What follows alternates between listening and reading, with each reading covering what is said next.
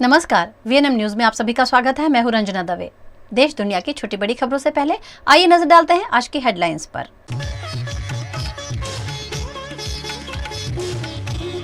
अमेठी से लोकसभा चुनाव लड़ेंगे राहुल गांधी, यूपी कांग्रेस अध्यक्ष अजय राय का ऐलान।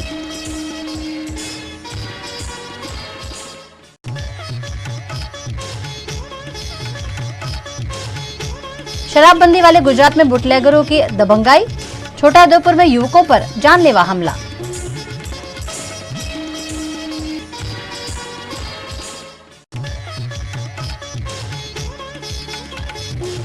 और वडोदरा में अवैध रूप से केमिकल बिक्री का पर्दाफाश, एसओजी की छापेमारी।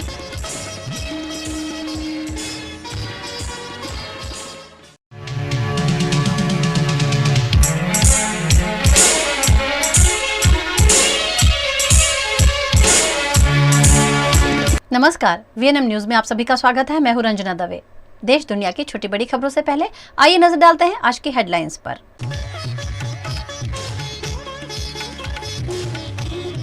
अमेठी से लोकसभा चुनाव लड़ेंगे राहुल गांधी, यूपी कांग्रेस अध्यक्ष अजय राय का ऐलान।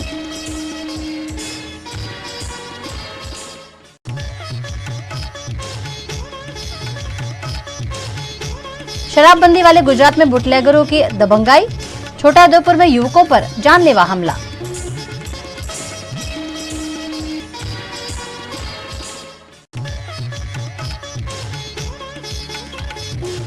और वडोदरा में अवैध रूप से केमिकल बिक्री का पर्दाफाश, एसओजी की छापेमारी।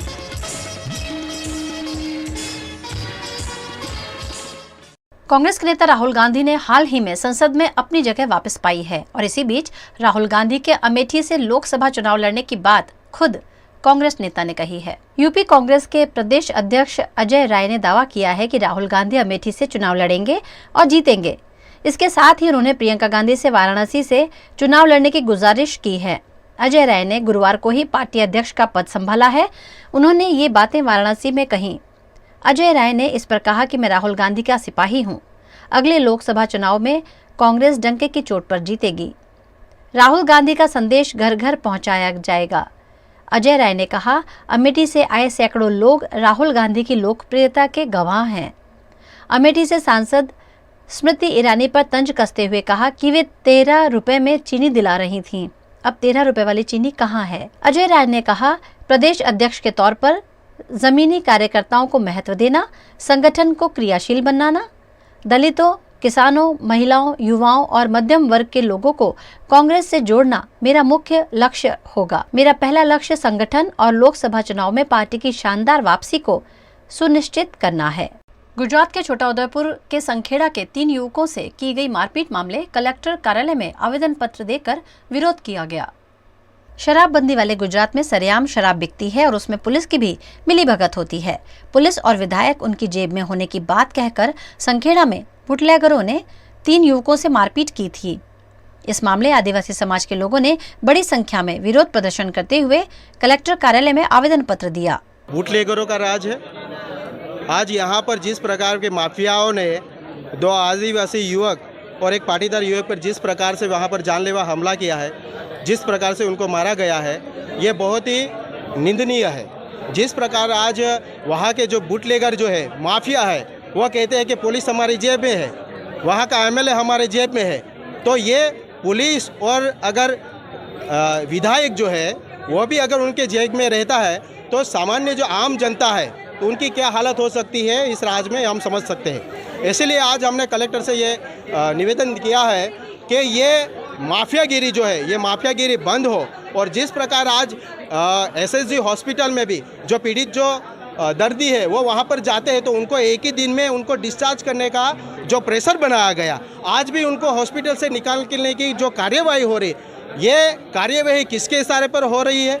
और इन लोगों को यहाँ पर जो भी एसएसजी का जो कलम लगाई गई है, जिस प्रकार से ये बहुत गंभीर घटना बनी है और बहुत ही भयानक ये घटना जब होती है तो जो भी कलम इसके अंदर लगनी चाहिए वो कलम इसमें लगाई नहीं है। यानी पुलिस प्रशासन भी इन बुटलेगरों को बचाना चाहती है। इसलिए हम कहना चाहते हैं कि बड़ौदा जिला में जिस प्रकार से शासन प्रशासन और पुलिस प्रशासन जिस प्रकार से आज अपराधियों को बचाने में लगी हुई है, बुटलेगरों को बचाने, डॉन को बचाने में लगी हुई है, इससे गुजरात में ये कानून राज नहीं, ये जंगल राज पैदा हो रहा है और हम इसका विरोध करते हैं। और आने वाले दिनों में अगर इसके लिए हमें सड़क पर भी उतरना पड़े तो हम सड़क पर उतरेंगे।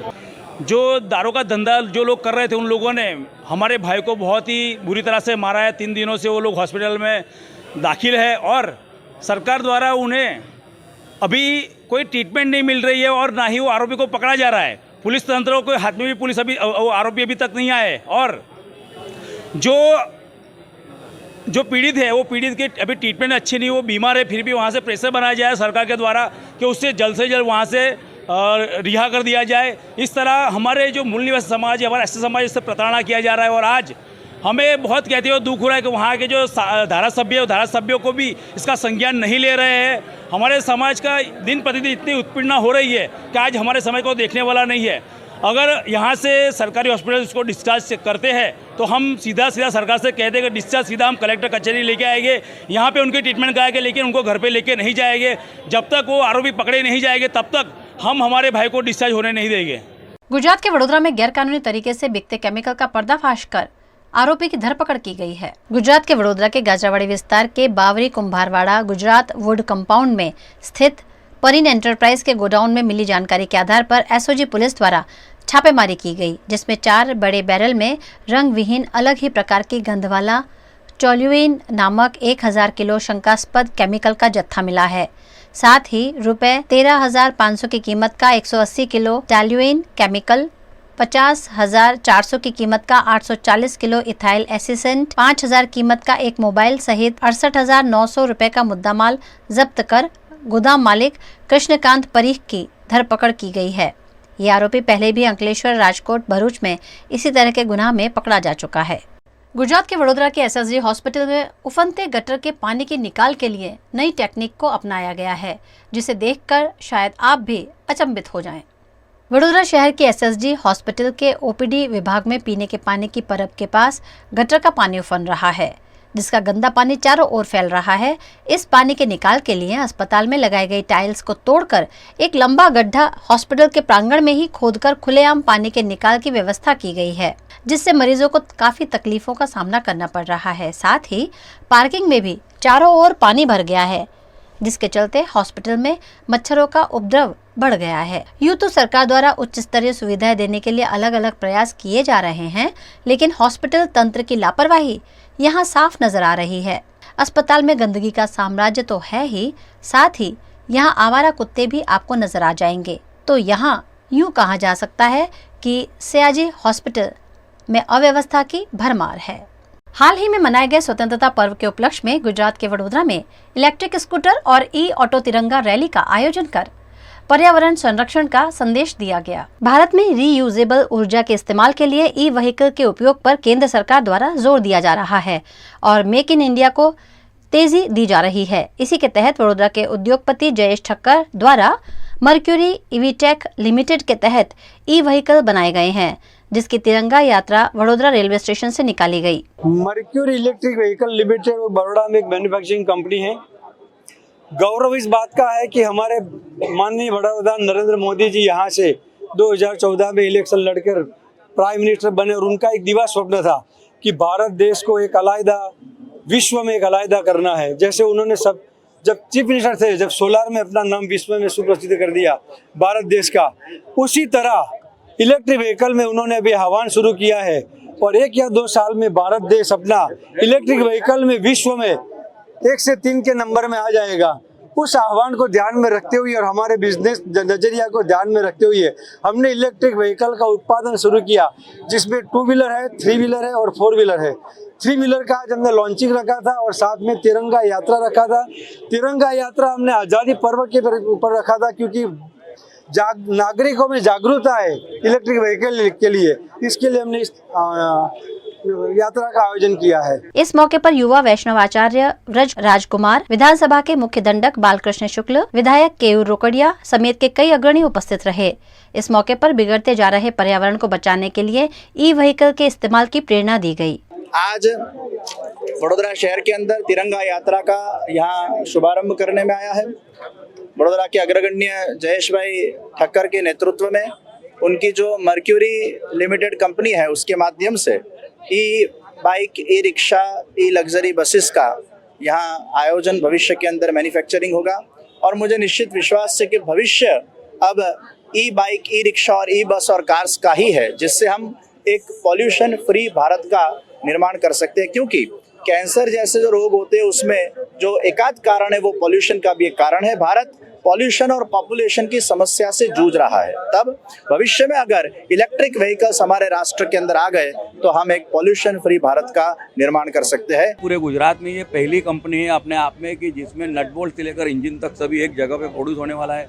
अभी हमने जो रिक्शा का शुभारंभ पूज्य श्री ने किया, वो रिक्शा पूरी चीज़ का पूरा बॉडी बिल्डिंग हर कंपनी में बन रहा है। तो इसके कारण बड़ौदा और बड़ौदा के आसपास के काफ़ी उद्योग धंधों को भी उससे प्रोत्साहन मिलेगा। और आपके माध्यम से मैं सभी नगरजनों को भी विनती करता हूं कि हम थोड़ा सा पेट्रोल डीजल का उपयोग कम कर अगर ये ई व्हीकल की तरफ जाते हैं तो मुझे लगता है कि हम देश को सुरक्षित करने और प्रदूषण मुक्त करने में थोड़ा सा काम करें। खबरों का दौर यूं ही चलता रहेगा। फिलहाल वक्त है एक ब्रेक का। अनेक વર્ષોથી સરકારશ્રી તરફથી અવર્ગ ધરાવતી નામાંકિત Baroda citizen community cooperative credit society સર્વને શાહુકારો તથા પ્રાઇવેટ ફાઇનાન્સરોના આકરા વ્યાજમાંથી મુક્તિ અપાવે છે। ઓછી વત્તી દરેક પ્રકારની આવક ધરાવતા લોકો માટે ઓછા વ્યાજે સરળ હપ્તે અનેક પ્રકારની લોન ઉપલબ્ધ। ફાઇનાન્સ કંપનીઓ કરતા ઘણા ઓછા વ્યાજ। વાર્ષિક વ્યાજ દર 8.5% શરૂ। अनुकूलता मुजबना ईएमआई। लोन माटे सिविलनी पण जरूर नथी। पेनल्टी वगर लोननी वहेली चुकवणी शक्य। बचत खाता पर पण आकर्षक व्याज मेळवो। तुरंत संपर्क करो Baroda citizen community cooperative credit society limited, 203B Ivory terrace, circuit house ની સામે અલકાપુરી, વડોદરા। WhatsApp number 9327109414।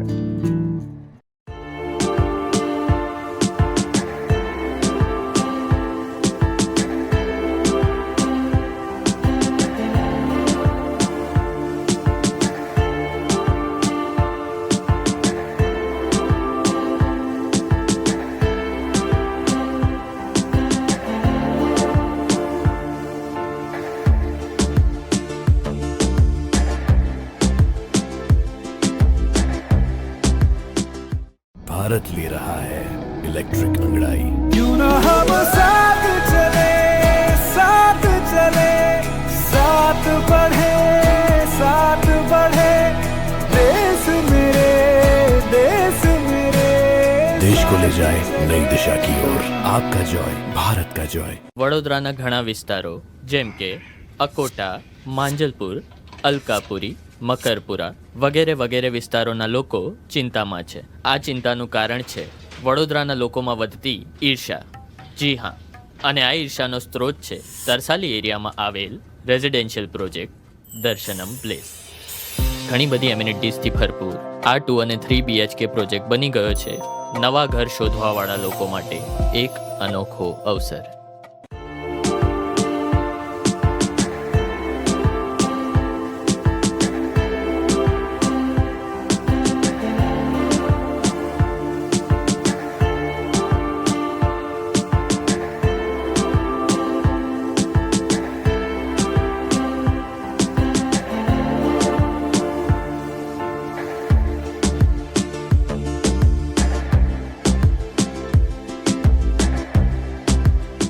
भारत ले रहा है इलेक्ट्रिक अंगड़ाई।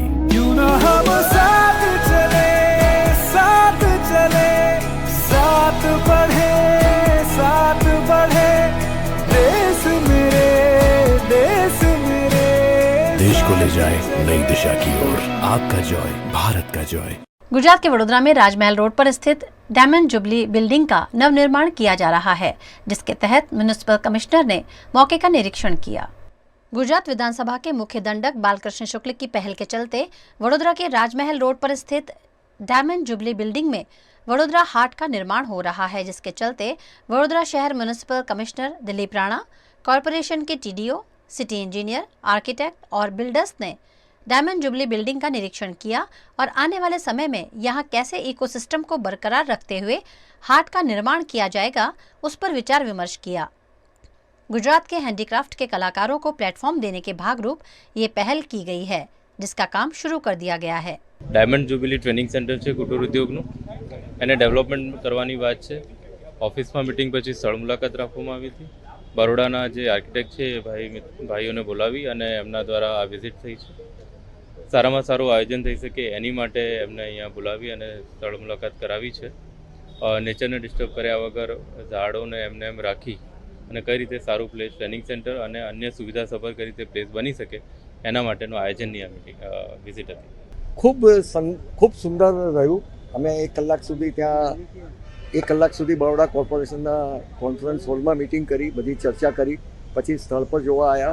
આ મૂળ બાલુભાઈ શુક્લાનો આખું એમનું વિઝન હતું અને ગવર્મેન્ટે તૈયારી બતાવી છે. બધા તજજ્ઞોને એમણે ભેગા કર્યા છે અને એમણે અહીંયા જે રિક્વાયરમેન્ટ છે અમારો બધાનો આઈડિયા લીધો. આખી એક ટીમ બનાવવામાં આવી છે. એના ઉપરથી હવે ડિઝાઇનિંગનું કામ પહેલા તબક્કે શરૂ થશે.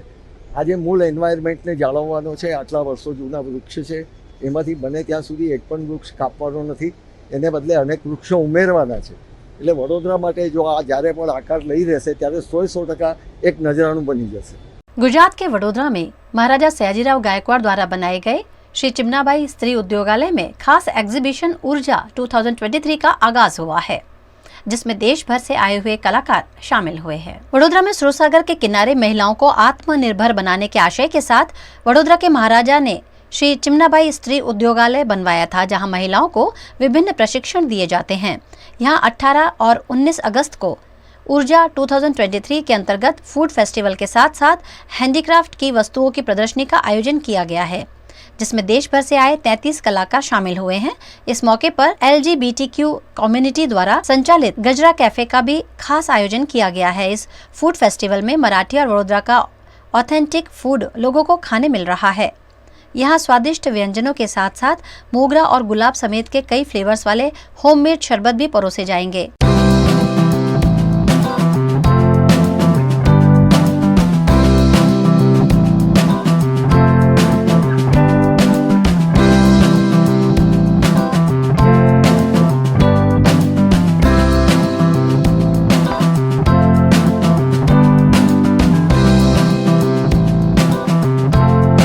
गजरा कैफ़े एक ऐसा इनिशिएटिव है जहाँ पे एक्सक्लूसिविटी यानी कि LGBT समुदाय के लोगों को फ्रंट पर लाया जाएगा जॉब के रूप में और उनको जॉब प्रदान किया जाएगा। जहाँ आप महाराष्ट्र और गुजरात की बात कर रहे हैं तो हमारे जो पारंपरिक व्यंजन हैं महाराष्ट्र के और गुजरात के वो यहाँ पे सर्व किए जाएंगे, इसीलिए बहुत खास हो जाता है। दोनों चीज़ें साथ मिलके भारतीय संस्कृति और भारतीय संस्कृति में जितने LGBT की महत्वपूर्ण अंग हैं उन चीज़ों को यहाँ प्रेजेंट किया जाएगा और उनकी विजिबिलिटी उनके सामने रखी जाए। रिस्पॉन्सिबिलिटी वाला काम तो होता ही है क्योंकि कैफ़े मैनेज करना और वहाँ पे कस्टमर्स कैसे आ रहे हैं, फूड कैसा है, क्वालिटी कैसी है, हमें सर्विंग कैसे करनी है, रख रखाव कैसी है चीज़ों का, एम्बियंस कैसा है और हमारे जो गेस्ट आ रहे हैं वो किस तरीके से सेटिस्फाइड हो रहे हैं नहीं, वो सारी चीज़ें देखना। तो एक कैफ़े या रेस्टोरेंट का जो होता है कि उस चीज़ में हमें परफेक्टली उनको देखना है और उन तक अच्छे से पहुंचना है। मैसेज के साथ एक स्वादिष्ट भोजन जो पारंपरिक है वो हमको उन तक पहुंचाना। 2023 के तीसरे आयोजन में वडोदरा के 4 कलाकारों के साथ साथ जयपुर, लखनऊ, वेस्ट बंगाल, साबरकांठा, सुरेंद्रनगर, दिल्ली, शिमला, लखनऊ और अहमदाबाद के कलाकार भी अपनी हैंडीक्राफ्ट की कलाकृतियों को लेकर शामिल हुए हैं। हस्तकला को बढ़ावा देने और आर्ट को प्लेटफॉर्म प्रदान करने के लिए ये आयोजन किया गया है, जिस पर महारानी राधिका राजे गायकवाड़ ने VNM TV से बात की। आज का एग्जीबिशन ऊर्जा हमारा तीसरा पहल है।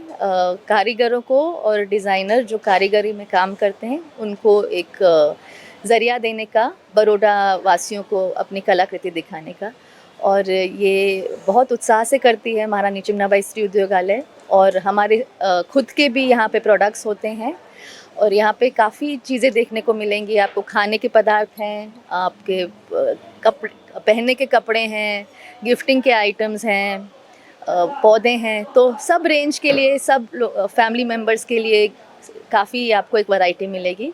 और ये देश के अलग अलग प्रांतों से आए हैं और सब हाथ से बनी चीज़ें हैं और ये हमारे देश की कला है। तो मुझे बहुत गर्व महसूस होता है कि हमारी संस्था ऐसे वारसों को ला सकती है जो अब ओझल हो रहे हैं हमारे देश से, और हमारा एक समाज का एक प्रयास होना चाहिए कि इन सांस्कृतिक धरोहरों को हम जारी रखें। तो यही एक प्रयास है ऊर्जा के द्वारा। बढ़ती सड़क दुर्घटना के चलते गुजरात के वडोदरा में स्थित 10 फ्लाईओवर्स पर 75 कैमरे लगाए जाएंगे। गुजरात के अहमदाबाद के इस्कॉन ब्रिज पर घटी सड़क दुर्घटना में 9 लोगों की मृत्यु हो गई थी, जिसमें हुई जांच में ब्रिज के सीसीटीवी और स्ट्रीट लाइट बंद पाए गए। इस घटना से सीख लेते ही वडोदरा पालिका ने शहर के 10 फ्लाईओवर ब्रिज पर सीसीटीवी से मॉनिटरिंग करने का प्रोजेक्ट शुरू किया है, जिसमें अटल ब्रिज, लालबाग ब्रिज और फतेहगंज ब्रिज सहित 10 फ्लाईओवर ब्रिज पर 17 स्थलों पर कुल 75 कैमरे लगाने की कार्यवाही शुरू की गई है, जिसमें हर पोल पर 4 कैमरे लगाए जाएंगे, जिसका मॉनिटरिंग कंट्रोल कमांड सेंटर से होगा। ये प्रोजेक्ट शहर के नागरिकों की सुरक्षा के लिए महत्वपूर्ण है। साथ ही असामाजिक तत्वों के लोगों तथा गंदगी फैलाने वाले लोगों पर इन कैमरों से नज़र रखी जाएगी। पहले भी सीसीटीवी की मदद से नदी में कचरा डालने वाले लोगों को पकड़ा गया था, जिसमें 3 ब्रिज पर से नदी में कचरा डालते तत्वों को सीसीटीवी में कैद होने पर वाहनों के नंबर के आधार पर रुपये 25,000 से अधिक का दंड वसूला गया। यूं हर लिहाज से ये प्रोजेक्ट शहरवासियों के लिए महत्वपूर्ण साबित होगा। सड़क ઉપર જે પણ રાહદારીઓ છે એની એક ચોકસાઈ રહે અને સાથે જે બેફામ ચલાવતા વાહનોના કારણે ક્યાંક અકસ્માત પણ થતા હોય છે અને એવા સંજોગોમાં કોઈનો જીવ ન જાય અને જાય તો એના માટેના જે સુરક્ષાની જે કડી છે એને જોડવા તીસરી આંખ કહેવાય એવું આપણું સીસીટીવી કેમેરા જે અત્યારે હયાત જે વડોદરા કોર્પોરેશનની સાથે જોડાયેલા બ્રિજીસ છે જે મોટા સાઇઝના છે એના ઉપર 10 થી 12 બ્રિજ ઉપર સીસીટીવી કેમેરા લગાવવાની એના ફાઉન્ડેશન તૈયાર કરીને જે સુનિશ્ચિત જગ્યા છે જ્યાં વધારે આ પ્રકારના ઝોન છે એવી જગ્યા ઉપર આવનાર સમયમાં ખૂબ ઝડપથી સીસીટીવી કેમેરા લગાવવાની કામગીરી પૂર્ણ થશે અને એનું મોનિટરિંગ પણ થશે, જેથી કરીને આ પ્રકારના ઇસમો જે પૂરપાટ ઝડપે વ્હીકલ દોડાવતા હોય છે એને પણ જે ઝુંબેશ છે એના ભાગરૂપે પણ પકડી શકાય। હાલમાં જે શરૂઆત થઈ છે એમાં લાલબાગ અને અટલ બ્રિજ ઉપર એનું ફાઉન્ડેશન તૈયાર થઈ ગયું છે।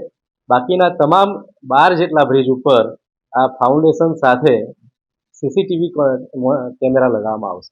वडोदरा का ऐतिहासिक काला घोड़ा सर्कल अब काले के बजाय नीला पड़ता जा रहा है। ऐसे में इस सर्कल को अब नीले रंग से पहचाने जाने की जरूरत पड़ने वाली है। गुजरात के वडोदरा शहर में महाराजा सयाजीराव गायकवाड़ ने ऐतिहासिक काला घोड़ा सर्कल बनवाया था। महाराजा के 50वें जन्मदिन पर वडोदरा शहर के लोगों को ये भेंट दी गई थी, जो वडोदरा की पहचान समान है। वडोदरा के सयाजीगंज इलाके में कला संस्कृति और ऐतिहासिक विरासत की नज़र से ये सर्कल काफ़ी मूल्यवान है, लेकिन वडोदरा महानगर पालिका द्वारा इस सर्कल की देखभाल सही रूप से नहीं की जा रही है, जिसके चलते काला घोड़ा अब नीला पड़ता जा रहा है। कॉरपोरेशन द्वारा केमिकल से सफाई की जाती है, जिसके चलते घोड़े की काले रंग की कोटिंग निकल जाने से ब्रॉन्ज मेडल पर काट लग रहा है और ये स्मारक नीला पड़ता जा रहा है। આ પ્રતિમાને વડોદરા મહાનગરપાલિકાના સત્તાધીશોની લાપરવાહીના લીધે આજે તેનો કાળો રંગ ઉખડી ગયેલો છે અને લીલા કલરની પ્રતિમા હોય એવું દેખાઈ રહ્યું છે। વડોદરા મહાનગરપાલિકાના સત્તાધીશો દ્વારા ફક્ત ને ફક્ત પોતાના મનમરજીના કાર્યક્રમો કરીને લાખો રૂપિયાની લૂંટ કરવામાં આવે છે, ત્યારે સર સયાજીરાવ ગાયકવાડના સન્માનને લાંછન રૂપ લગાવડે એવી આ પાલિકાની કામગીરી છે। કાળા ઘોડા એક વડોદરાની ઓળખ છે, તેને આજે લીલા કલરથી આ પ્રમાણેની એક ઓળખ પ્રસ્થાપિત કરવાનું પાલિકાના અધિકારીઓનું કાર્યસ્થળ છે। काला घोड़ा के नाम से इस स्मारक को बच्चा बच्चा जानता है, लेकिन अब ये सर्कल का नाम काला घोड़ा के बजाय नीला घोड़ा रखने की नौबत आई है, जिस पर वडोदरा महानगर पालिका और राज्य सरकार द्वारा ठोस कार्यवाही किए जाना जरूरी है। गुजरात राज्य में सरकारी डॉक्टर्स सरकार से नॉन प्रैक्टिस अलाउंस लेते होने के बावजूद निजी प्रैक्टिस करते होने के कई मामले सामने आते रहते हैं। गुजरात के वडोदरा में भी पिछले कुछ दिनों से ऐसे ही मामले उजागर हो रहे हैं, जिस पर वडोदरा के नागरिकों ने अपनी प्रतिक्रिया दी। सरकारी मतलब गवर्नमेंट हॉस्पिटल में जो डॉक्टर काम कर रहे हैं, वो काफ़ी सारे डॉक्टर अभी के समय में प्राइवेट कोई हॉस्पिटल में भी अपनी सेवा दे रहे हैं, तो वो बिल्कुल योग्य नहीं दिख रहा, क्योंकि अगर वो गवर्नमेंट हॉस्पिटल में अपनी सेवा दे रहे हैं तो उनको गवर्नमेंट हॉस्पिटल के ही लिए काम करना चाहिए।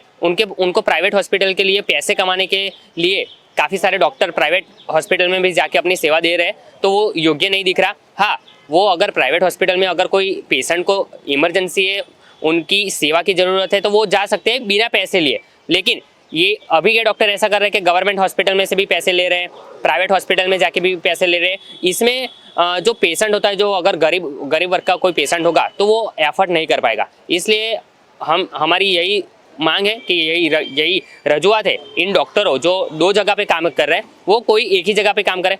यहाँ पे सरकार की लापरवाही देखने को मिल रही है, क्योंकि अगर सरकार इस पर स्ट्रिक्ट एक्शन ले तो जो उनका टाइमिंग शेड्यूल है, जो टाइमिंग पे उनको आना चाहिए उस टाइमिंग पे वो आए और पेशेंट की जो है वो सेवा कर सके। परंतु वो क्या होता है कि डॉक्टर को भी इस चीज़ का भली बात ही ज्ञात है कि हमारे ऊपर कोई एक्शन नहीं लिया जाएगा, जिस वजह से वो उस सरकार की नियम के अनुसार कभी नहीं चलते हैं और वो अपने अकॉर्डिंग अपने अनुसार ही वो लोग प्राइवेट हॉस्पिटल में जाते हैं और वहाँ पे एक्स्ट्रा इनकम के लिए काम करते हैं, जो उनकी सेवा करते हैं। जिसमें गरीब जो मध्यम वर्ग के लोग हैं वो क्या होता है, उनके पास इतने इनकम सोर्स नहीं होता है, जिस वजह से वो अपना गुजारा कर सके। गुजारा में ही उनको दिक्कत होता है तो वो ऐसे कोई दवाई या मेडिसिन में इतना अपना पैसा नहीं डाल सकते हैं, जिस वजह से उनको सरकारी हॉस्पिटल में विजिट करना पड़ता है। और सरकारी हॉस्पिटल में ही ऐसी व्यवस्था अगर देखने को मिलेगी तो वो मध्यम वर्ग और गरीब वर्ग के जो लोग हैं उनका क्या होगा जी। जो अभी के हालात है जिसमें सरकारी हॉस्पिटल के जो डॉक्टर्स है वो प्राइवेट हॉस्पिटल में भी कहीं ना कहीं अपनी सेवा दे रहे हैं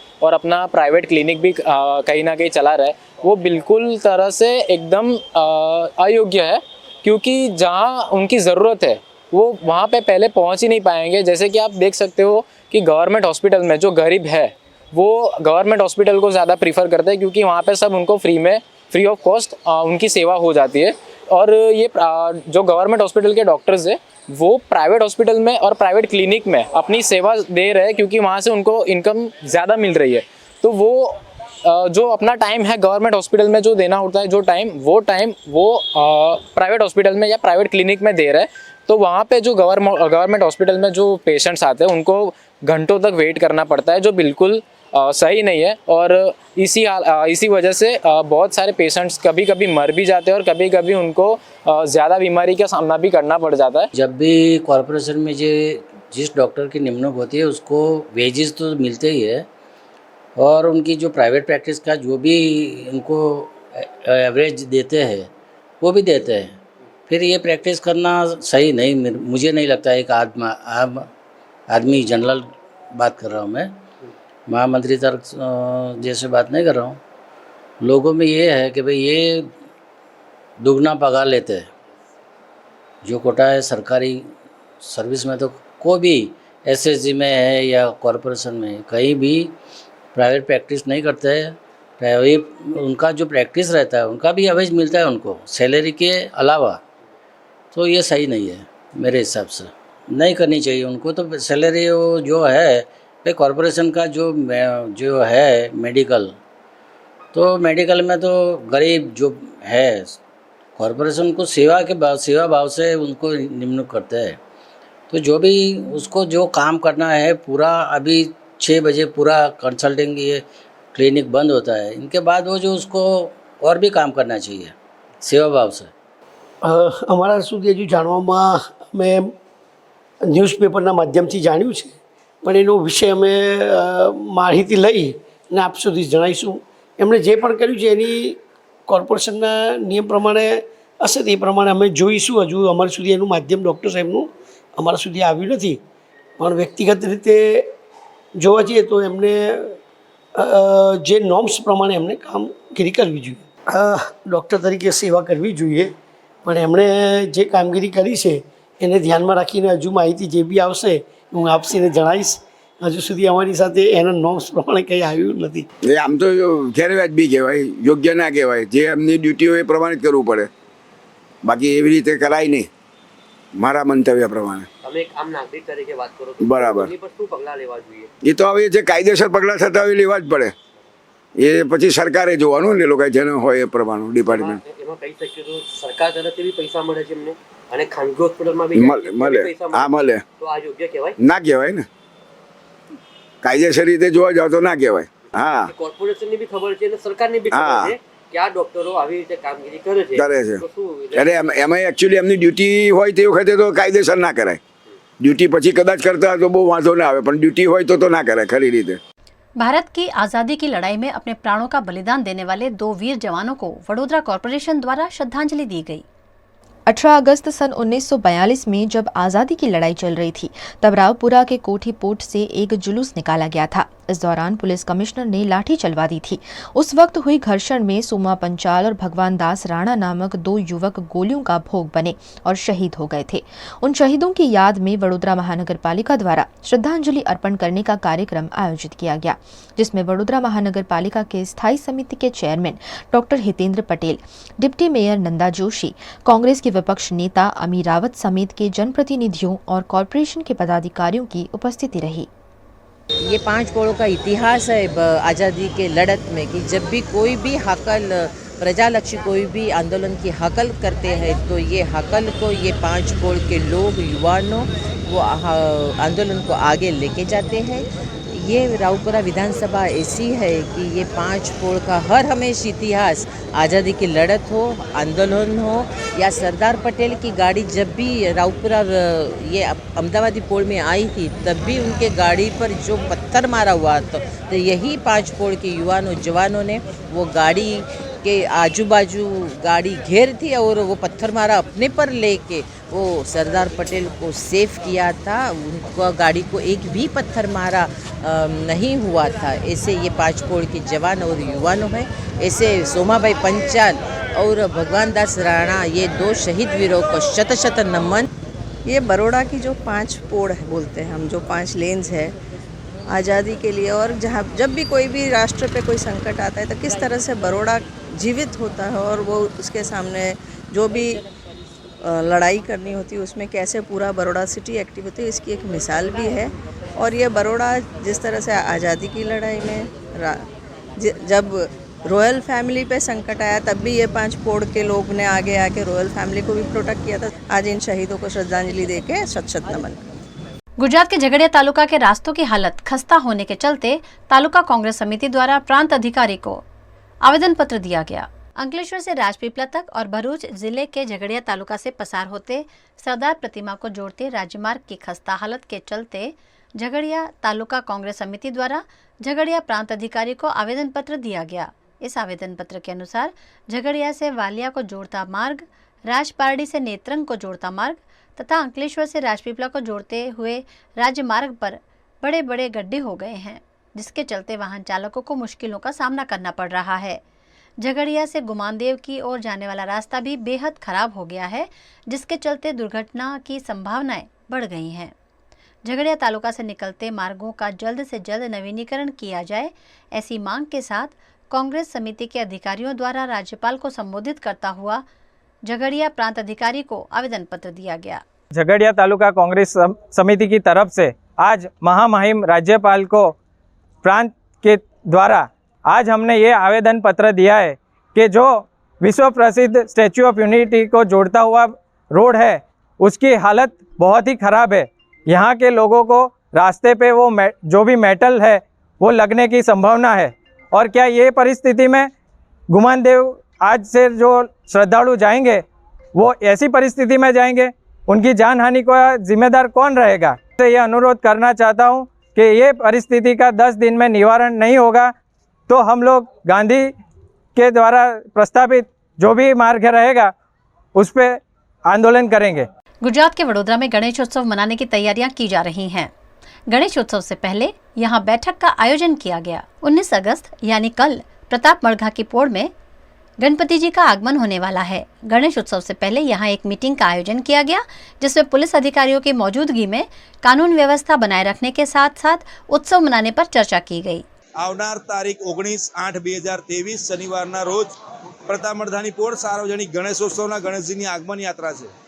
આ વખતે પ્રતાપમઢાની પોળની અંદર ગણેશજી શ્રી રામ ભગવાનના સ્વરૂપે છે અને શ્રી રામ ભગવાનના સ્વરૂપે કારણથી બનાવવાની અંદર આવ્યું છે કે 500 વર્ષોથી પણ વધારેનો ઇતિહાસ છે।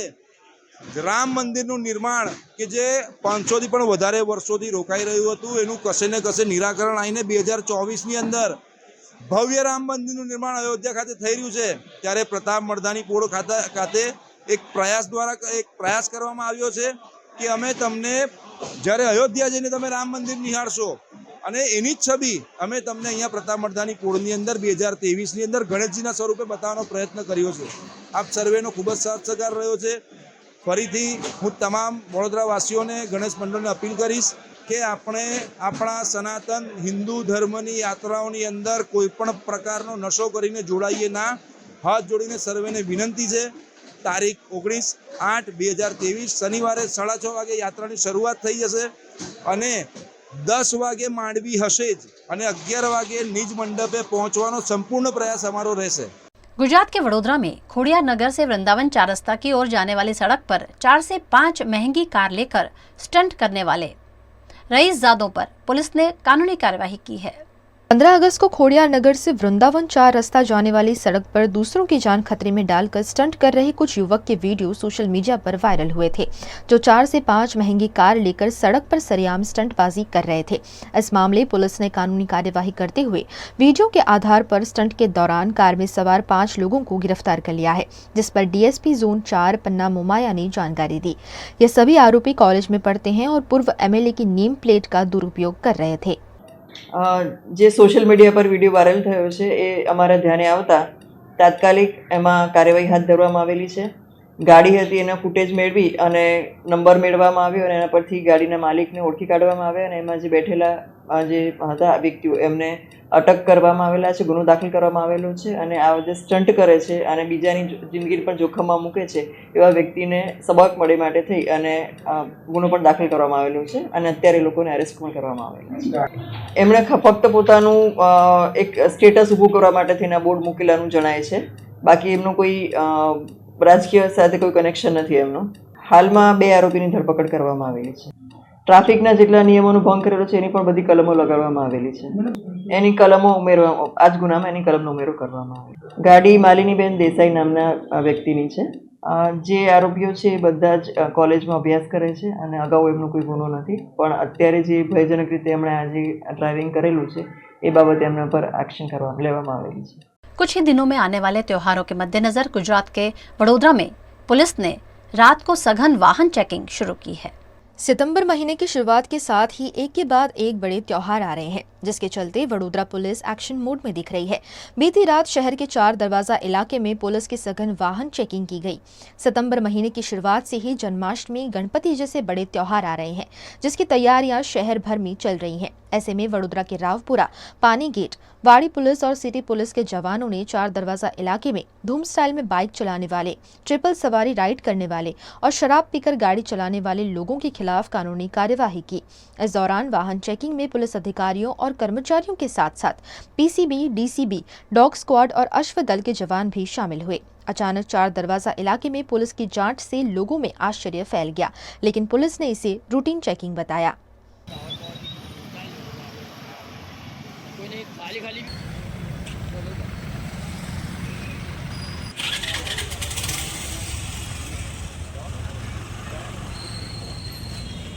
આગામી જે મહત્વના તહેવારો આવી રહ્યા છે એના અનુસંધાને શહેરમાં કાયદો અને વ્યવસ્થાની પરિસ્થિતિ સામાન્ય બની રહે, કોઈ પણ અસામાજિક તત્વો આ પરિસ્થિતિનો કોઈ લાભ ન લે એના માટે ખૂબ જ એડવાન્સમાં અમારા નવનિયુક્ત પોલીસ કમિશનર શ્રી ગેહલોત સાહેબની સૂચનાથી આ કોમ્બિંગ અને વાહન ચેકિંગની કામગીરી હાથ ધરવામાં આવી.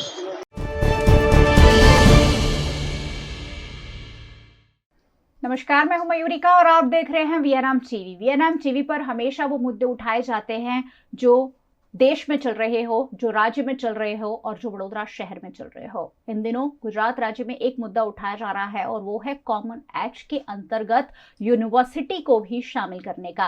ये जो जिन है बोतल से फिर एक बार बाहर आ गया है, जो 2004 में बाहर आया था. अब फिर एक बार यूनिवर्सिटी में कॉमन एक्ट लाने की बात कही जा रही है. सरकार इस पर विचार कर रही है और लगातार यूनिवर्सिटी जो है विरोध कर रही है. यूनिवर्सिटी के स्टूडेंट विरोध कर रहे हैं, पूर्व छात्र विरोध कर रहे हैं. आखिरकार क्यों विरोध हो रहा है कॉमन एक्ट का? कॉमन एक्ट यूनिवर्सिटी में आने से क्या क्या बदलाव आएंगे और छात्रों को कितना नुकसान होगा उस पर आज बात होगी। और उस पर बातचीत के लिए मेरे साथ दो मेहमान जुड़े हुए हैं। सबसे पहले हैं रिमी वाघेला, जो वॉलंटियर हैं, एक्टिविस्ट है, all India save education committee की। मैम बहुत बहुत स्वागत है। Thank you. और हमारे साथ तपन दास गुप्ता जुड़े हुए हैं, जिन्हें वडोदरा शहर जानता है, MS यूनिवर्सिटी के पूर्व स्टूडेंट है और साथ ही AIDSO के प्रेसिडेंट हैं। सर बहुत बहुत स्वागत है। धन्यवाद। यूनिवर्सिटी कॉमन एक्ट आखिरकार क्या है और यूनिवर्सिटी में कॉमन एक्ट लाने से क्या फायदा सरकार को होगा और क्या नुकसान छात्रों को होगा, इस पर आज बात होगी। सर आखिरकार ये एक्ट है क्या जिसका विरोध हो रहा है? देखिए, 2004 में सबसे पहले इस एक्ट को लाया गया।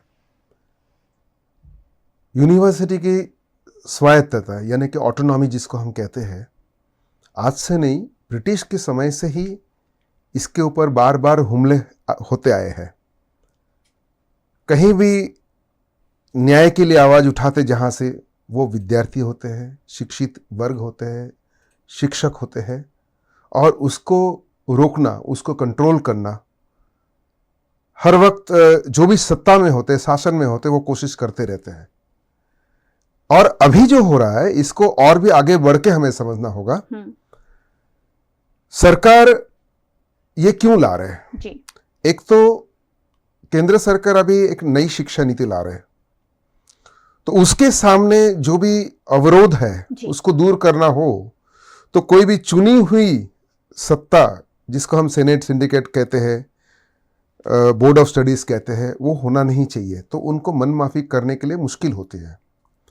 और दूसरा है, पूरा शिक्षा को जो प्राइवेटाइजेशन की तरफ ले जाना है, कॉमर्शियलाइजेशन की तरफ लेके जाना है, जो सेल्फ फाइनेंसिंग की तरफ ले जाना है।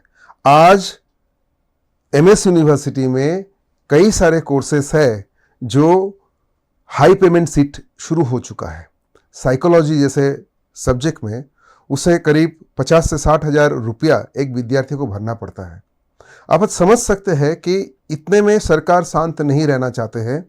MS यूनिवर्सिटी में और भी कई सारे ऐसे कोर्सेज चालू करना चाहते हैं जिसको बेरोक टोक लगाना चाहते हैं। और दूसरा क्या है कि यहाँ यूनिवर्सिटी के अंदर जो जमीनें हैं, जो मिलकतें हैं, जो बड़ी बड़ी इमारतें हैं, वो भी उन्हें दिखता है। कुछ समय पहले आप सबको ही याद होगा, आप सब उस समय भी इसको कवरेज किए थे, MS यूनिवर्सिटी के दो हॉस्टल को इन लोग बंद करने के लिए कोशिश किए थे। उसको NRI हॉस्टल या और कुछ करने का उनका इरादा था, लेकिन विद्यार्थियों ने उसको आंदोलन करके रोक दिए थे। अगर ये कॉमन एक्ट आ जाता है तो ये जो विद्यार्थी का आंदोलन की विरोध की आवाज, चुने हुए सेनेट सिंडिकेट की आवाज, ये सब कुछ खत्म हो जाएगा। अच्छा। आप देखिए, ये जो आ रहा है ये मात्र 8 सरकारी यूनिवर्सिटी में ही आ रहा है, ये प्राइवेट यूनिवर्सिटी में नहीं आ रहा है। ये क्यों सरकारी यूनिवर्सिटी में आ रहा है? ताकि सरकारी यूनिवर्सिटी को भी धीरे धीरे प्राइवेटाइजेशन के तरफ लेके जाया जाए और यहाँ पर लूटने की एक साधन बना दिया जाए। शिक्षा एक व्यापार बन जाए, जो ऑलरेडी हो चुका है उसको और भी जितना भी बचा कुचा है। आज MS यूनिवर्सिटी 55,000 बच्चे पढ़ते हैं, उनका भी हक ये इसमें चला जाएगा। ये मूल बात इसमें आ रहा है और इसीलिए विरोध हो रहा है। ना सिर्फ MS यूनिवर्सिटी में, पूरे गुजरात में विरोध हो रहा है। और MS यूनिवर्सिटी में 15 अगस्त को ही पूर्व छात्र, जो यहाँ के अब बड़े बड़े पॉलिटिशियन हैं, अलग अलग क्षेत्र में बड़ा नाम कमा चुके हैं, उन सारे लोगों ने इकट्ठा होकर MS यूनिवर्सिटी को बचाने का आंदोलन छेड़ा है। VNM TV भी इस मुहिम में जुड़ा हुआ है। और MS यूनिवर्सिटी को बचाने की जब बात आती है तो कहीं ना कहीं वडोदरा की गरिमा बचाने जैसा है। वडोदरा का हर एक नागरिक MS यूनिवर्सिटी से बहुत दिल से जुड़ा हुआ है। और ऐसे में अगर यूनिवर्सिटी कॉमन एक्ट लागू होता है तो जो दिक्कतें आ रही है उस पर आवाज उठाई जा रही है। हमारे साथ रिमी मैम जुड़े हुए हैं, जो ऑल इंडिया सिव एजुकेशन कमेटी के वॉलंटियर हैं, एक्टिविस्ट हैं और लगातार शिक्षा को बचाने में अपनी भूमिका अदा कर रहे हैं। रिमी मैम, आप क्या कह रहे हैं? कॉमन एक्ट जो ला रहे हैं उस पर आप लगातार विरोध कर रहे हैं। एक्चुअली पहली बार 2004 में लाए थे, उसके बाद भी इसे लाने की कोशिश हुई थी, लेकिन जब भी लाने की कोशिश हुई हर बार गुजरात के शिक्षा जगत से एक बहुत बड़ी आवाज़ उठी जी। अब जब लाने जा रहे हैं तो जैसे मैं इसमें जो बात की गई है ना, पूरे 91 पेज का ये ड्राफ्ट है। अगर आप ये ड्राफ्ट पूरा पढ़ेंगे, पूरे टेक्निकल वर्ड से ये पूरा भरा हुआ है जी। लेकिन अगर आप पूरा ड्राफ्ट ना भी देखें, सिर्फ इसका चैप्टर 2 सेक्शन 8 अगर आप देखें तो इसमें क्लियरली लिखा हुआ है कि state government will have absolute power on all 8 government universities. Okay. अब मुझे ये समझ में नहीं आ रहा, क्योंकि मेरा जहन ये बात को एक्सेप्ट नहीं कर पा रहा कि आप यूनिवर्सिटी के साथ में ये कंट्रोल जैसा वर्ड आप कैसे लिख सकते हो। यूनिवर्सिटी कोई कंट्रोल करने की जगह नहीं है, वहाँ की एकेडमिक फ्रीडम होनी चाहिए। यूनिवर्सिटी अपनी ऑटोनॉमी से ही जानी जाती हैं। लेकिन ये एक्ट में जो सारी बातें लिखी हुई है, जैसे वाइस चांसलर की अपॉइंटमेंट में किसकी भूमिका अहम रहेगी? स्टेट गवर्नमेंट की रहेगी।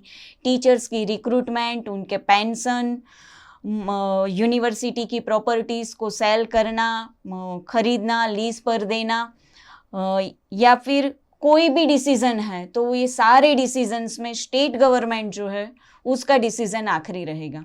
सिर्फ ये ही नहीं, अगर कोई कॉलेज, कोई एफिलिएटेड इंस्टीट्यूशन इस एक्ट के तहत हमारी स्टेट गवर्नमेंट जो भी नोटिफिकेशंस जारी करती है, अगर उसको फुलफिल करने में फेल होती है, नहीं कर पाती हैं, तो उसको रिटर्न में एक्सप्लेनेशन देना होगा कि हम लोग ये क्यों नहीं कर पाए।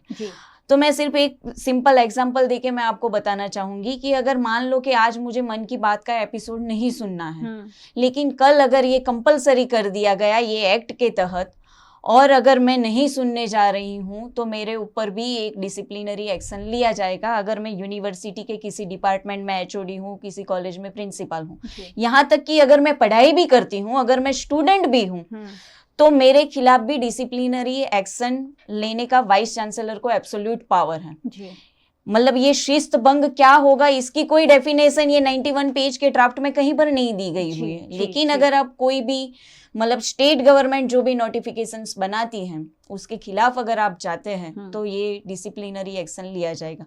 इसका सीधा मतलब ये है कि कोई भी वॉइस ऑफ डिसेंट को ये लोग सुनना नहीं चाहते, इसे ख़त्म करना चाहते हैं।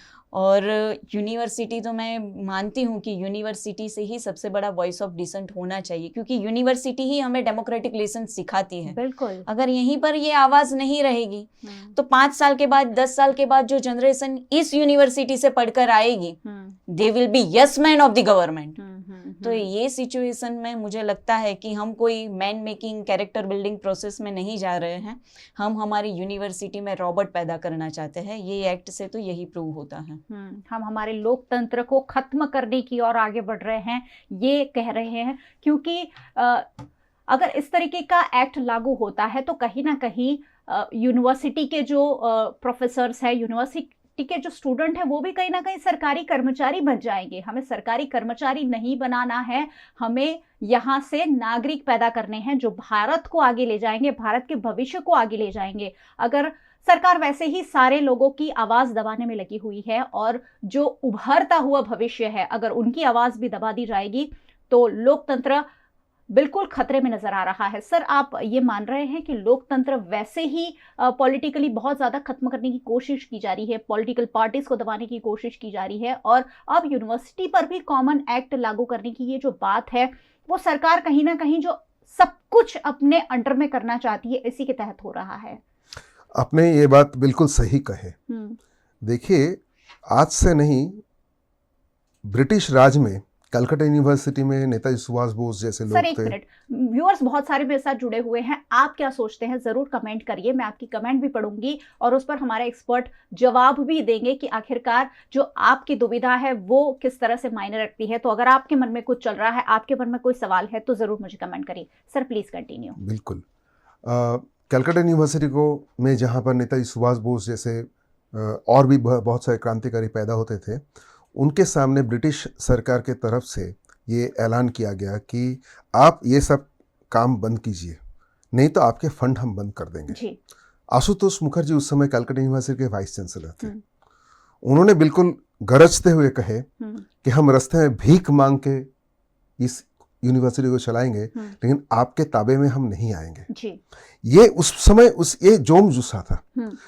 जो भी सत्ता में आते हैं वो हर वक्त ये कोशिश करते हैं कि लोगों की सोच को, दिमाग को कंट्रोल करने के लिए। और आज ये जो कॉमन एक्ट आ रहा है, इसको हम नई शिक्षा नीति के साथ जोड़ना चाहेंगे। उस नई शिक्षा नीति में इस प्रकार से परिवर्तन आ रहा है जिसमें विचारशील एक नागरिक पैदा होना नामुमकिन हो जाएगा। अच्छा। देखिए, 15 तारीख की मीटिंग का आपने जिक्र किया, उसमें कौन कौन थे? धीरू भाई मिस्त्री, वहाँ थे भरत भाई मेहता, वहाँ थे अजय भाई दवे, वहाँ थे अपने नरेंद्र भाई रावत। बड़ौदा शहर में जिन्होंने एक अपनी पहचान बनाया, एक अपनी चिंतन की ताकत के हिसाब से, अपनी विचार की क्षमता से, जो सवाल कर सकते हैं। लेकिन ये एक्ट अगर लागू होता है और इसके जरिए अगर नई शिक्षा नीति आ जाती है तो थिंकिंग बीइंग हम जिसको बोलते हैं, जो एनालिसिस कर सकता है, वो खत्म हो जाएगा। आने वाले दिनों में ना धीरू मिस्त्री बनेंगे, ना भरत मेहता बनेंगे, ना अजय दवे बनेंगे, ना कोई भी चिंतन करने वाले लोग इसमें रहेंगे नहीं। ये इनकी साजिश है। इसीलिए ये लोकशाही के ऊपर सबसे बड़ा कुठाराघात है। क्यों कि नए नए जो कानून आते हैं, जैसा कि किसान के सामने कानून आया, उसके सामने किसान जब समझ पाए कि ये सरकारी नीति है, या हमारे नसीब की बात नहीं है, या हमारे भाग्य में लिखी हुई बात नहीं है, तो उन्होंने उनके सामने लड़े। आज मजदूर के सामने ऐसे मजदूर विरोधी कानून आ रहा है, जो नई इलेक्ट्रिसिटी बिल आ रहा है, नई शिक्षा नीति आ रही है। इसको हम समझ सके, इसके लायक हमें कौन बनाता है? शिक्षा बनाती है। शिक्षा में नौकरी होती है, इसमें कोई बात नहीं है, नौकरी तो होना चाहिए। लेकिन क्या सिर्फ अब तकनीकी ज्ञान से शिक्षा मिल जाती है? हमारे देश में कितने करोड़ों लोग हैं जो इंजीनियर है, डॉक्टर है, जो ITI कर रखे, IIT कर रखे, वो भी बेरोजगार है। उनको नौकरी नहीं दे पा रहे और वो बोल रहे कि हम उस तकनीकी ज्ञान के अभाव के कारण हम सही शिक्षा नहीं दे पा रहे। असली मकसद ये नहीं है। मकसद ये है कि सोचने वाले एक थिंकिंग बीइंग पैदा ना हो। पूरे समाज को एक रोबोटाइजेशन की तरफ, एक रोबोट, यांत्रिक मानव बनाने का एक साजिश है।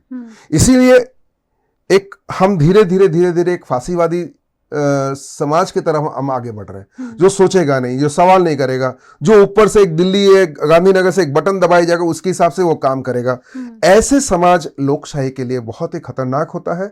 लोकशाही में हमें भिखू परीख चाहिए, लोकशाही में हमें सुरेश जोशी चाहिए, लोकशाही में हमें सोचने वाले, सवाल करने वाले, सरकार के सामने सीना तान के खड़े होने वाले लोग चाहिए, जो सही शिक्षण, जो रिमी बेन ने बताया, जो विवेकानंद की शब्द है, man making character building education से संभव है। बिल्कुल सही बात है। और इसीलिए वडोदरा के अग्रणी नागरिक जो अलग अलग क्षेत्र में अपना नाम कमा चुके हैं, इस एक्ट का विरोध कर रहे हैं।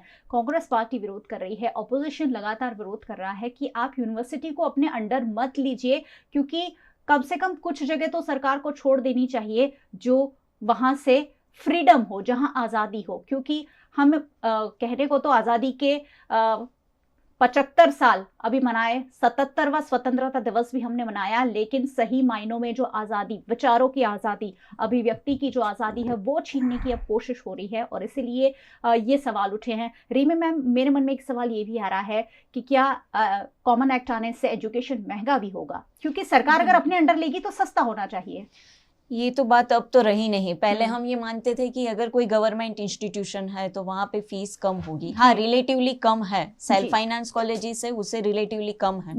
लेकिन ये जो NEP जिसकी बात तपन भाई ने कही कि न्यू एजुकेशन पॉलिसी 2020, जिसमें उन्होंने ये PPP, पब्लिक प्राइवेट पार्टनरशिप नहीं बोला, पब्लिक फिलांथ्रोपिक पार्टनरशिप, तो ना ही सिर्फ प्राइवेट प्लेयर्स एजुकेशन में आएंगे, सिर्फ इतना नहीं है, रूलिंग पार्टी जो भी होगी, मैं किसी पर्टिकुलर रूलिंग पार्टी की बात नहीं कर रही हूँ, रूलिंग पार्टी जो भी होगी उसी की विचारधारा के साथ सहमति रखने वाले फिलांथ्रोपिक ऑर्गेनाइजेशन भी एजुकेशन के फील्ड में आएंगे। मैं सिर्फ ये एक एग्जांपल बताऊं कि अहमदाबाद में सबसे पुराना गुजरात कॉलेज है। गुजरात कॉलेज ब्रिटिश के टाइम पे बनी हुई एक कॉलेज है। एक समय पर एशिया का सबसे बड़ा कॉलेज गिना जाता था, लेकिन आज उसका जो ग्राउंड है, उस ग्राउंड पर गुजरात कॉलेज के बच्चे नहीं खेल सकते, वो ग्राउंड किसी और को दे दिया गया है। तो एजुकेशन में भी ऐसा होगा, मतलब पैसे लोगों के होंगे लेकिन प्रॉफिट जो होगा वो किसी प्राइवेट ऑर्गेनाइजेशन का होगा। और सेनेट, सिंडिकेट, मतलब हमारे चुने हुए रिप्रेजेंटेटिव नहीं होंगे। तो अगर गवर्नमेंट कहीं पे फीस बढ़ाती है, कहीं पे सेल्फ फाइनेंस कोर्स शुरू करती है, तो इसका विरोध कौन करेगा? आपने तो कोई आवाज ही नहीं रखी जो इनके सामने मतलब अपनी आवाज उठा पाए या स्टूडेंट्स के फेवर में कोई बात कर पाए।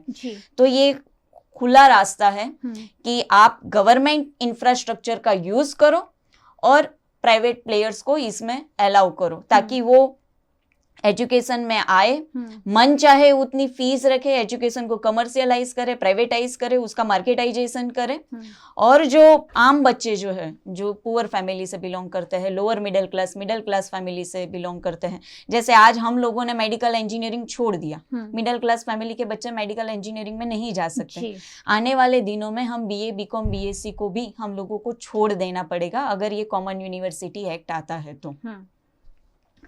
तो इस तरीके की बातें हैं। और ख़ास बात हो रही है यूनिवर्सिटी की प्रॉपर्टी, यूनिवर्सिटी की जो इमारतें हैं। वडोदरा में तो महाराजा सयाजीराव गायकवाड़ ने बहुत शानदार एक बिल्डिंग बनाकर, इमारत बनाकर, जो महल से कम नहीं लगता है, महल ही है, जिसे अब यूनिवर्सिटी में तब्दील किया गया था।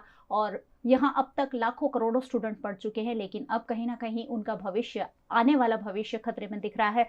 सर, क्या सरकार इनकी जो प्रॉपर्टी है, यूनिवर्सिटी के पास जो जागीर है, क्या उसे भी एक्ट के तहत ले सकती हैं? बिल्कुल, इसमें सीधा सीधा मेंशन है, कोई भी जमीन हो, मकान हो, उसको सेल किया जा सकता है और लीज दिया जा सकता है। इसमें साफ शब्दों में लिखा है, इसमें कोई दुविधा की स्थान ही नहीं है। जी। और इसीलिए ही ये हो रहा है। देखिए, सारे सरकारी एकम जो मैंने फैक्ट्रियां है, कारखाने हैं, वो सब बिक रहा है जी। रेलवे की प्राइवेटाइजेशन जोरदार ढंग से चल रहा है, स्टेशनें बिक रही है, रेलवेज की कई जमीन, हॉस्पिटल की जमीन, ये सब बिक चुका है। इसी तरह से और भी कई सारे बड़े बड़े इंडस्ट्रियल ये बिक रहा है। लेकिन अब उनकी नज़र यूनिवर्सिटी पे है। यूनिवर्सिटी के तहत में भी बहुत सारे जमीन है, बहुत सारे जगह है जहाँ पर एकेडमिक ओरिएंटेड एक्टिविटी होना चाहिए, डेवलपमेंट होना चाहिए for the cause of education, शिक्षक की प्रसार के लिए, प्रचार के लिए होना चाहिए। लेकिन सरकार अभी इसको प्राइवेट हाउस में देने जा रहा है। जी सर, यूनिवर्सिटी के सेनेट सदस्यों को तो हमने आपके साथ देखा, क्या सिंडिकेट सदस्य भी आपके साथ जुड़कर इसका विरोध कर सकते हैं? क्योंकि सिंडिकेट सदस्य कहीं ना कहीं गवर्नमेंट के साथ सीधे सीधे कनेक्टेड है। आपके साथ सेनेट सदस्य तो जुड़े हुए हैं, ये हमने देखा। क्या MS यूनिवर्सिटी के सिंडिकेट सदस्य भी आपके साथ जुड़ेंगे? देखिए, बहुत समय से यूनिवर्सिटी के सेनेट सिंडिकेट को सरकार येस मैन में बदलने का कोशिश कर रहा है जी। और काफ़ी हद तक सफल भी हुए हैं। हम जानते हैं कि कई सारे सही मुद्दे को लेके यूनिवर्सिटी के ना सिर्फ विद्यार्थी, शिक्षक, कर्मचारी भी विरोध कर रहे हैं जी। यहाँ पर 20-20, 25-25 साल से जो कर्मचारी कॉन्ट्रैक्ट बेसिस में काम कर रहे हैं, कानून है कि इतने लंबे अरसे में जो काम करते हैं वो उसको परमानेंट नेचर कहते हैं, उसको परमानेंट होना चाहिए। उनका सालों कब से हम विरोध देख रहे हैं, कब से विरोध हो रहा है, जो खत्म नहीं हो रहा है, बल्कि वो आगे बढ़ के उसको आउटसोर्सिंग करने जा रहे हैं। ये चीज को अगर डेमोक्रेटिक माइंडेड सेनेट सिंडिकेट हो तो उसको अपोज करेंगे। बिल्कुल, ये अपोजिशन को गला घोटना चाहते हैं। लेकिन अगर सारे के सारे यस मैन हो जाए तो कुछ भी नहीं होता है। ऑलरेडी ऐसी स्थिति पैदा हो चुका है। लेकिन थोड़ा बहुत भी जो विरोध की आवाज सिर्फ MS में नहीं, सारे गुजरात की जो आठ यूनिवर्सिटी में है, जैसे कि सूरत में है, जैसे भावनगर में है, जो हायर एजुकेशन काउंसिल बिल आया था भावनगर के, वहां की जो काउंसिल बॉडी है उन्होंने ठहराव करके, रेजोल्यूशन करके मना कर दी कि हम ये एक्सेप्ट नहीं करेंगे। तो गवर्नमेंट कुछ नहीं कर सकता क्योंकि कानून है। अभी उसको पहले खत्म करो, वो ऑटोनॉमी को खत्म करो, वो आजादी को, जो अभिव्यक्ति की आजादी, मुझे जो बोलना है मैं सोच समझ के जो बोलता हूं उससे बोलने की आजादी होनी चाहिए। आजादी के महापर्व मनाया जा रहा है, ये सब बातें हो रही है, लेकिन आजादी को खत्म किया जा रहा है। सर, ये विरोध आप कर रहे हैं, लेकिन क्या MS यूनिवर्सिटी प्रबंधन के जो लोग हैं उन्होंने इसका विरोध किया है? खोल के तो अभी तक कोई आया नहीं जी, क्योंकि भारतीय जनता पार्टी का सीधा सीधा वहां इन्फ्लुएंस है। खोल के अभी तक आया नहीं। हो सकता है, ऐसा कहा जा रहा है कि अंदर अंदर काफी लोगों का विरोध है, लेकिन कोई खोल के नहीं आ रहा है। जी बिल्कुल। और ये मैं तो समझता हूं कि ये जो उनको जो जगह मिला, कोई सेनेट में आए, कोई सिंडिकेट में आए, वो आए हैं शिक्षा को बचाने के लिए, सरकार की येसमैन बनने के लिए नहीं। वो आए हैं शिक्षा को और भी व्यापक बनाने के लिए, शिक्षा को सस्ता बनाने के लिए। लेकिन अगर वो जो चुने गए हैं, जिनकी जो जिम्मेदारी दी गई है, वो सरकार की येसमैन बन जाते हैं, वो खूब दुखद है। लेकिन मैं आशा रखता हूं आने वाले दिनों में वो भी खोल के आएंगे। और एमएस यूनिवर्सिटी के जो अपनापन है, यहाँ से सुरेश जोशी आए हैं, यहाँ पर अरविंद थे, यहाँ पर कितने कितने भिखू पारिक, लॉर्ड भिखू पारिक यहाँ से है, वेंकी जिसको हम कहते हैं वेंकटरमन, जिनको नोबेल प्राइज मिला, ऐसे बड़े साइंटिस्ट यहाँ से गए हैं। उसका सबके द्वार हम बंद कर देंगे? ये कैसे हो सकता है? कैसे होने देना है? ये मुझे समझ में नहीं आ रहा है। मैं चाहता हूं, मैं सारे के सारे सेनेट सिंडिकेट सबको, खाली उतना ही नहीं, सारे एजुकेशन लविंग पीपल को मैं अपील करना चाहूंगा कि ये एमएस बचाना मतलब क्या? शिक्षा बचाना। जी। आज तक शिक्षा हमें बचाया है, हमें सराहा है, हमें एक वजूद दिया है कि हम इंसान के नाते सर उठा करके खड़ा हो सके। आज जब शिक्षा के ऊपर हमला आ रहा है, तब शिक्षा को बचाने की जरूरत आ पड़ा है। So we have to stand with MS university, means we have to stand with education, right to education. Right to education. कहीं ना कहीं कर्ज अदा करने की बारी आई है, जो हमें मिला है, जो आज तक हम हमारे सर्वाइवल के लिए जो यूनिवर्सिटी ने हमें दिया है, शिक्षा ने हमें दिया है, उसका कर्ज चुकाने की बारी आई है, ये कह रहे हैं। हम इस पर एमएस यूनिवर्सिटी प्रबंधन का पक्ष जो है वो भी आप तक जरूर पहुंचाएंगे। एक आखिरी सवाल मैं रीमी मैम से पूछूंगी, मैम आगे इस एक्ट का कैसे विरोध होगा गुजरात में? पूरे गुजरात में हम लोग कोशिश कर रहे हैं, सिर्फ हम लोग ही नहीं, बहुत सारे एमिनेंट सिटीजन्स है, एजुकेशन लविंग पीपल है, बहुत सारे टीचर्स, प्रोफेसर्स है, स्टूडेंट्स यूनियन है, वो सब लोग कोशिश कर रहे हैं कि ये कॉमन यूनिवर्सिटी एक्ट के खिलाफ एक बहुत बड़ा मूवमेंट हो। तो आने वाले दिनों में इसके खिलाफ प्रोटेस्ट भी होगा, लिफलेट डिस्ट्रीब्यूशन है, पोस्टरिंग है, मतलब प्रोटेस्ट के जितने भी मीडियम हैं वो सारे मीडियम का यूज़ करने की हम सब कोशिश करेंगे। हम ये भी कोशिश करेंगे कि साथ मिलकर एक यूनाइटेड वॉइस हम लोग रिप्रेजेंट कर पाए ये कॉमन यूनिवर्सिटी एक्ट के खिलाफ। तो मैं तो ये चाहती हूँ कि कॉमन यूनिवर्सिटी एक्ट को जिस तरह से 2004 और उसके बाद भी एक बार आया था, दोनों बार गुजरात के eminent citizens, education loving people के मूवमेंट की वजह से उसे विड्रॉ करना पड़ा, इस बार भी ऐसा ही होगा। क्योंकि मतलब गवर्नमेंट हो या कोई भी हो, जितनी भी कोशिश करे, लेकिन लोगों का जो वॉइस ऑफ डिसेंट है, सच्चाई के साथ खड़े रहने की उनकी जो वैचारिक क्षमता है, उसे आप ज़्यादा देर तक दबाकर नहीं रख सकते। तो कहीं ना कहीं से भी ये आवाज़ बिल्कुल उठेगी और ये कॉमन यूनिवर्सिटी एक्ट को हम विड्रॉ कराने की अपनी जो भी क्षमता है उस क्षमता के साथ पूरी कोशिश करेंगे। सर, वडोदरा में कोई प्लान बनाया गया है कि कैसे एमएस यूनिवर्सिटी को बचाएंगे? अभी कुछ ही दिनों में विद्यार्थियों की बड़ी मीटिंग होने जा रहा है जी। साथ साथ शिक्षकों की मीटिंग हो रहा है। हम लोग इस आंदोलन को इस बार सिर्फ एमएस में सीमित नहीं रखेंगे, ये हम गली मोहल्ले में लेके जाएंगे जी। हम हर वो तबके तक जाना चाहेंगे जिसे एक इंसान बनने के लिए जिसे शिक्षा की जरूरत है। हम बिल्कुल नुक्कड़ तक ले जाके इस आंदोलन को आगे बढ़ाएंगे। और मेरा इस बार में जो अतीत में हम आंदोलन किए उससे बिल्कुल मुझे इस बात की विश्वास है कि आम जनता की जबरदस्त सपोर्ट हमें मिलेगा और ऑलरेडी मिलना शुरू हो चुका है। तो पूरा ग्रास रूट लेवल तक इस मूवमेंट को हम ले जाएंगे और हमें सफलता मिलेगी जी। और वीएनएम टीवी हमेशा इस मुहिम के साथ रहेगा, क्योंकि जनता की आवाज़ वीएनएम टीवी की आवाज़ है। यहाँ हम मेजोरिटी जो आवाज़ होती है उससे बुलंद करते हैं। हम ज़रूर आप लोगों का साथ देंगे और हर रोज़ ये मुद्दा मैं वादा करती हूँ वीएनएम पर उठाया जाएगा। खूब खूब धन्यवाद, थैंक यू। बहुत बहुत शुक्रिया आप दोनों मेहमानों का हमारे साथ जुड़ने के लिए और बहुत बहुत शुक्रिया आप सबका हमारे साथ जुड़ने के लिए। आपको वैसे भी मैं कहती हूँ रोज़ रोज़ जुड़े रहना है, क्योंकि यहाँ वही मुद्दा चर्चा में हम लेते हैं, उन्हीं मुद्दों पर चर्चा करते हैं जो सीधे सीधे आपसे जुड़े हैं। वीआरएम को आप यूट्यूब चैनल पर देख रहे हैं, सब्सक्राइब जरूर कर लीजिए अगर नहीं किया है तो। और डेली हंट, वोडाफोन टीवी, जियो टीवी और जियो टीवी फाइबर 498 नंबर के चैनल पर वीएनएम टीवी को 24 घंटे लगातार देखा जा सकता है। फेसबुक पर देख रहे हैं, जरूर शेयर कीजिए, क्योंकि ये बातें हर वडोदरा वासी के घर में पहुंचना जरूरी है, पूरे गुजरात में पहुंचना जरूरी है, पूरे देश भर में पहुंचना जरूरी है। देखते रहिए वीएनएम, जुड़े रहिए वीएनएम के साथ। नमस्कार।